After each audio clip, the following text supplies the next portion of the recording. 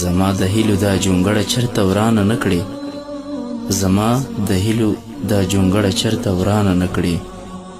کراره تیره شه سیلۍ کارونه وران پراته دي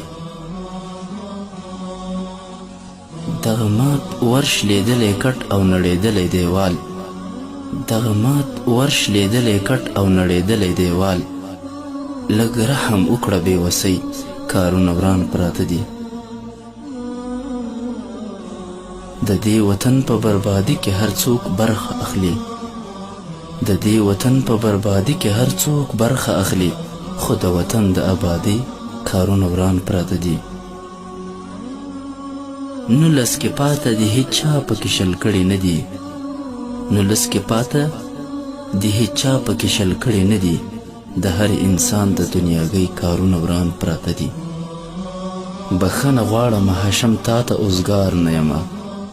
بخښنه غواړم هاشم تا ته